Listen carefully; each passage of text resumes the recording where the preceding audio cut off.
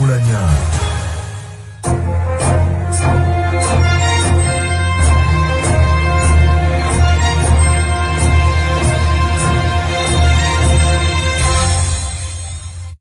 Omuliro ogutanategerekeka kwe guvudde gwokezza enju ez'abatuuze ezisukka mu 5 Masese mu Jinja City era ng'ebintu bya bukadde na bukadde bwa nsimbi bye bitukomokedde mu muliro guno banyannyini byo ne basigala mu gwebusami gunneemagaza.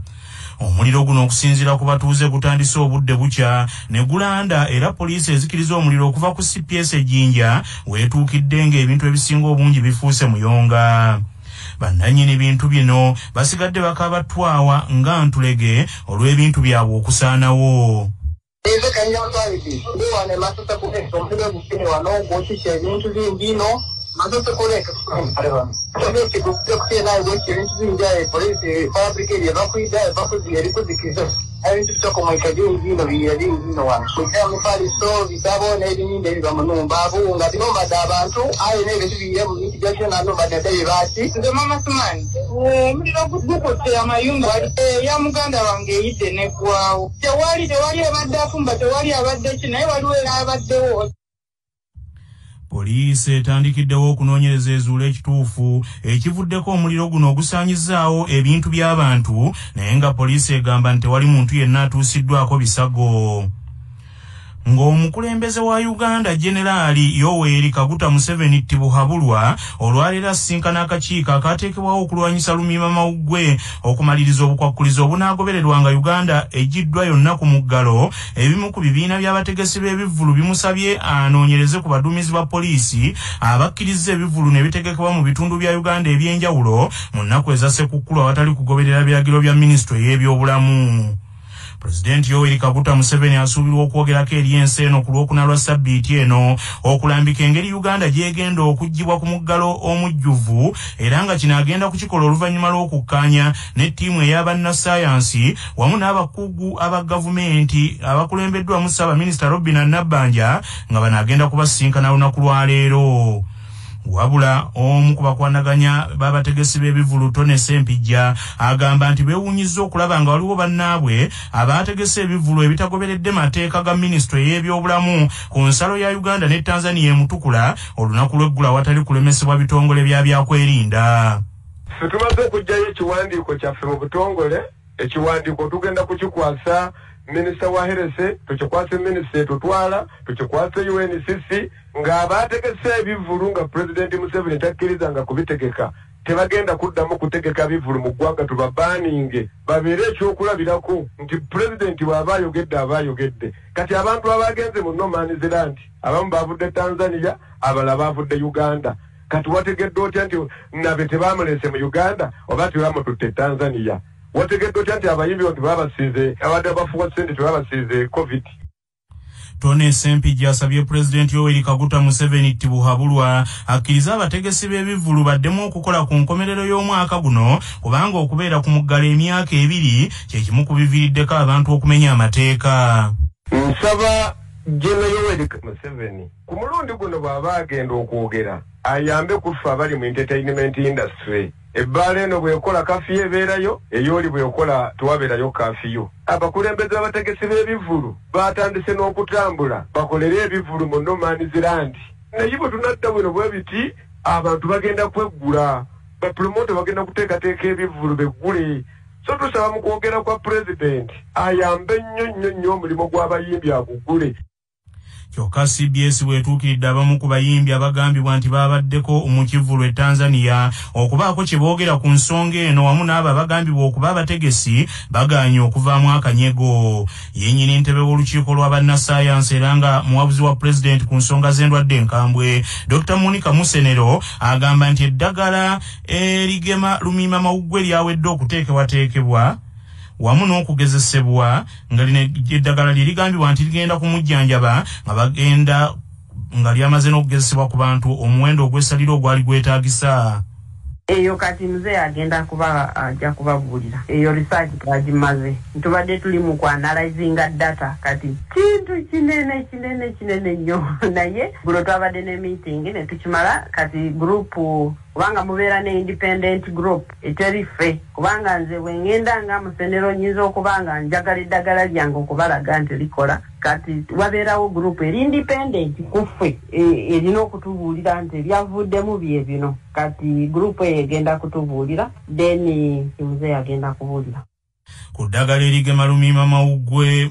Minisita Dr. Monica Musenero agamba nti newandibadde babadde n'ebisoomooza gamba ng'okuboogerera nti baabulankanya ensimbi z'ensi eno mu kugula emmese obuwanana bw'ensimbi naye nti baliko we batuuse mu kuvumbula eddagala erigema Lumiima Mawuggwe era ng'omwezi ogujja bajja kutandika nalyo okuligezesa.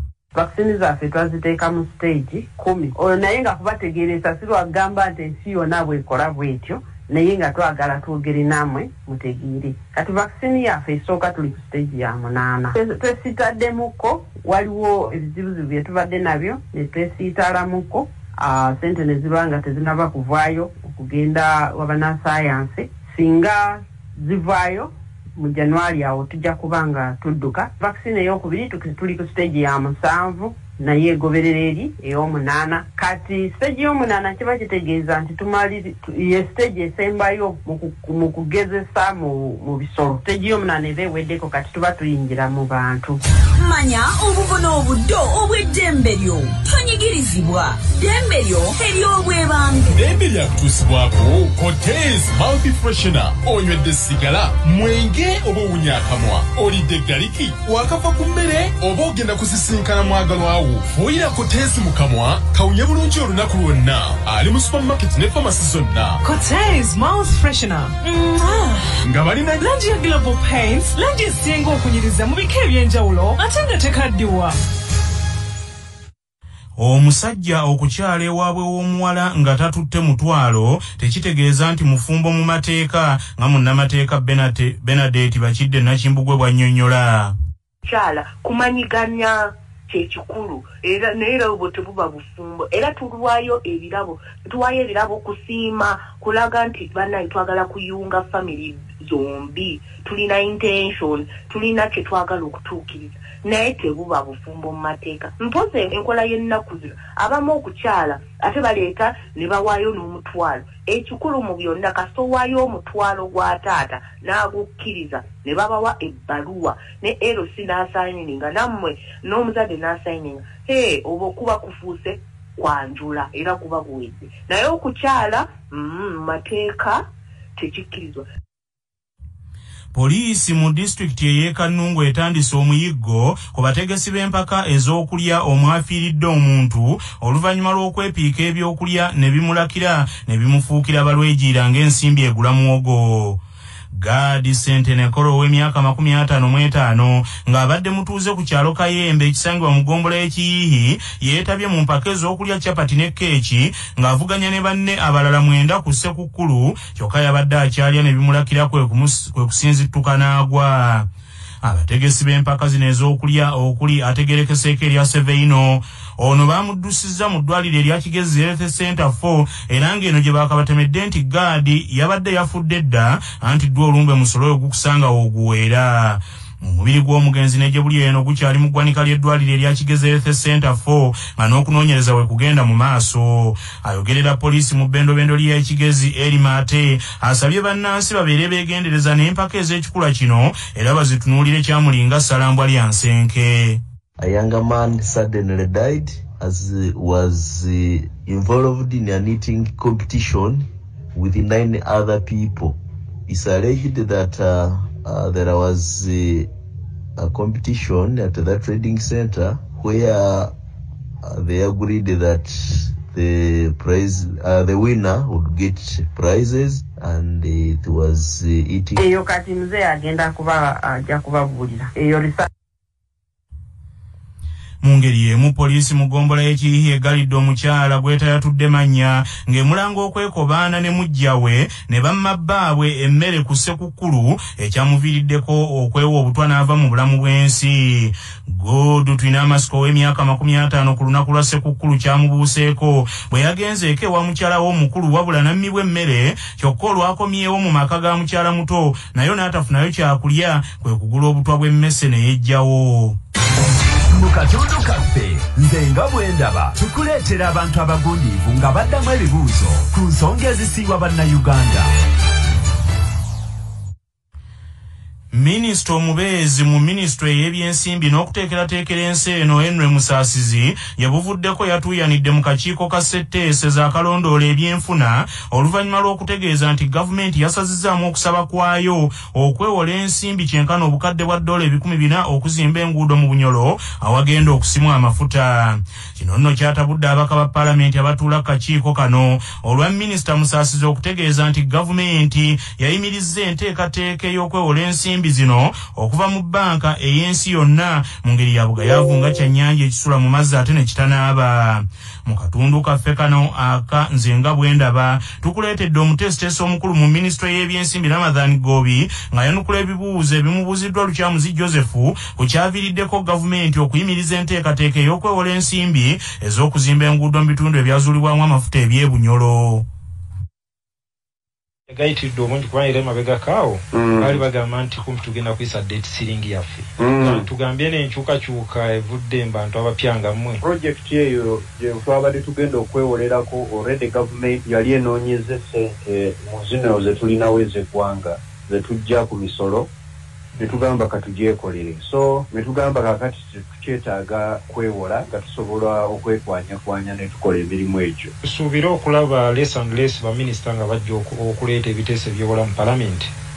Absolutely. Tuli past instances tubadde tulaba nga amawanga ga Bulaaya naddala gye bayita West batuwola ne batuuka ne batusonyiwa naye kati ku luno tuddiringa n'omupya omu China abantu gwe bagamba nti amanyi n'okutwala seti z'eggwanga mu ekyo tekibeeraliikiriza. Amabanja ga Uganda gonna tugewola tetutamidde tutegeera bulungi buli contract gye tusayininga okufuna ebbanja tunulwamu abakugu bonna aba Uganda era tetulina nnyo contract yonna eyawukana nnyo ku contracts endala zonna ezikolebwa ewalala kubadde nti mu Uganda tulina nnyo okusaakaanya kungi. Kimanyi bulungi nti oyinza n'okuba ali osomye Confessions of an Economic Hitman John Perkins nti amabanja gano agasinga ogenda okulaba ng'eggwanga oluusi tuganyulwamu ng'ensimbi ezisinga zisinze kuddayo omwoyo atuwoze naye oluguudo tebalutwala n'ensimbi zennyini ezizimba enguudo ezo era nazo twagala tuzisigazeeko at least ebitundutundu nga 4 ku buli 100 tadde nnyo essira kati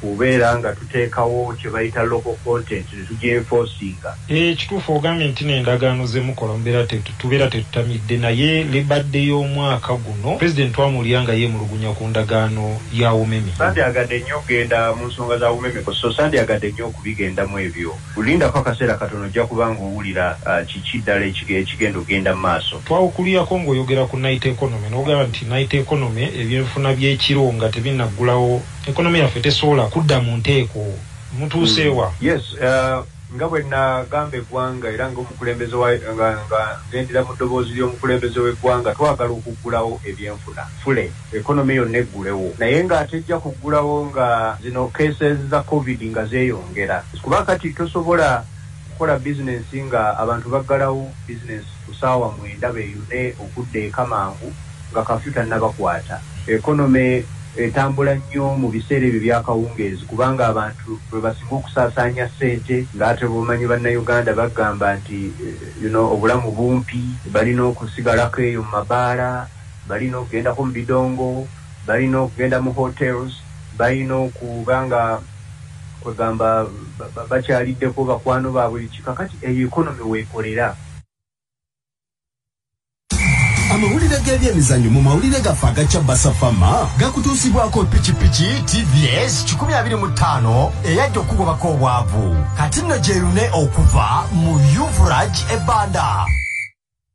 Liigi y'ababinywere ya Uganda Premier League eddamu okuzanyibwa olunaku olwaleero n'emipiira 3 mu bisaawe ebyenjawulo mu kiseera nga kilabu zonna zirwana okuwanulayo waggulu KCCA ekyakulembedde liigi eno. KCCA egenda kutunka ne Ondu Paraka mu kisaawe kya Greenlight Stadium mu Arua. Vipers egenda kuzuuzumba ne UPDF mu kisaawe ekya St Mary's ekitende ate Village Ogo Salongo ezanye ne Tolo United mu kisaawe ekya Fufa Technical Center Enjeru.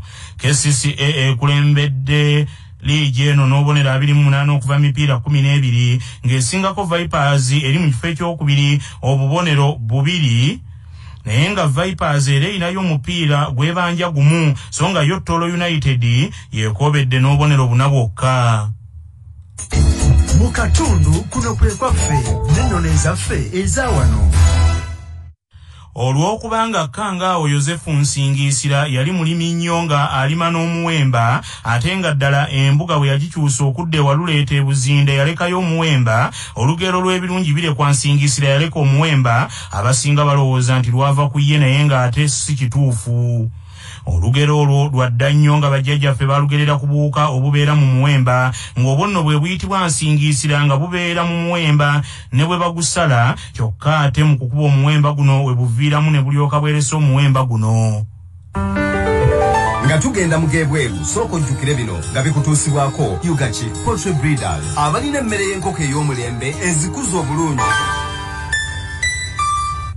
Olwaleero ennaku z'omwezi ziri 27 omwezi ogw'e12 ogwa Ntenvu omwaka ogw'2021 bwe lwali bwe luti mu 2020 gwe mwaka gumu ogwakayita omu ku bakanyama abeeyali avuganya ku bwa President Robert Kyagulanyi Ssentamu Bobi Wine nga ye Francis Ssenteza Kalibbala yafiira mu kabenje akazibu mu bitundu eby'Ebusega.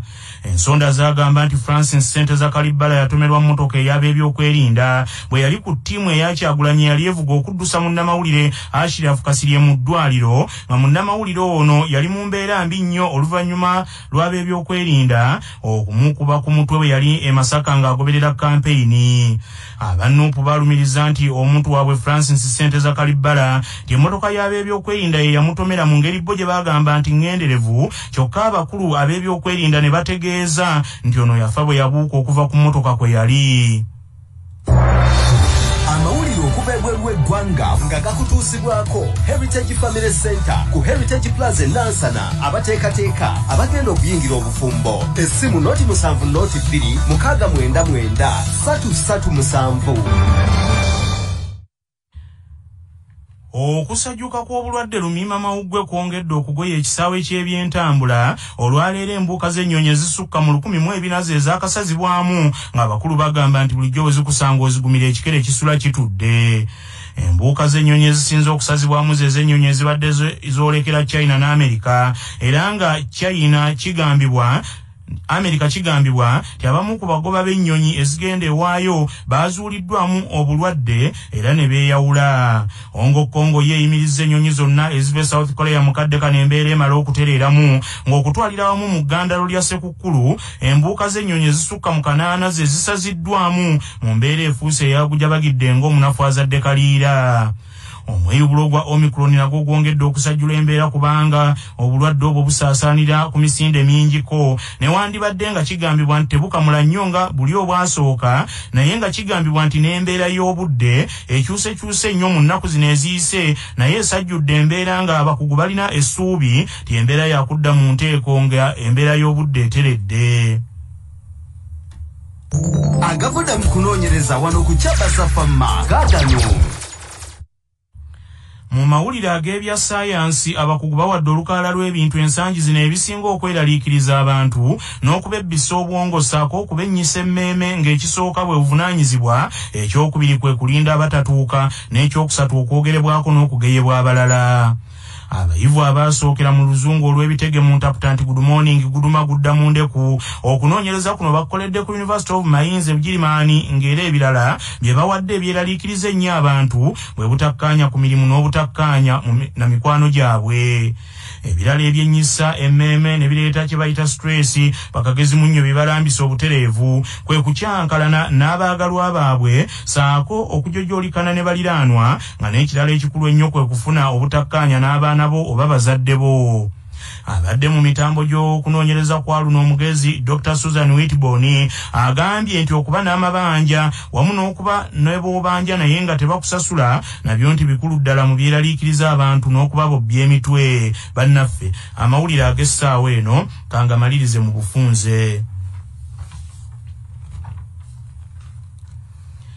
Omuliro ogutannategeerekeka kwe guvudde gwokezza enju ez'abatuuze mu maka 5 Masese mu bitundu eby'ejjinja era ebintu bya bukadde na bukadde bwa nsimbi bitokomose.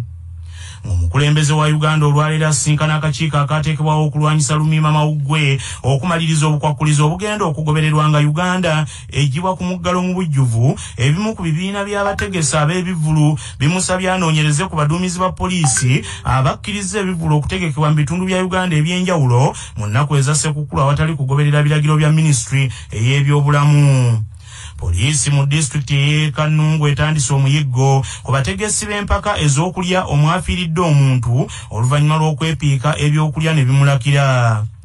Okusajjuka kw'obulwadde Lumiima Mawuggwe kwongedde okugoya ekisaawe ky'ebyentambula. Olwaleero embuuka z'ennyonyi ezisukka mu 1400 ze zisaziddwamu ng'abakulu bagamba nti kabalinde embeera etereeremu. Bannaffe, amawulire ag'essaawa eno bwe gatyo bwe gagenze, tova ku laadiyo ey'obujjajja.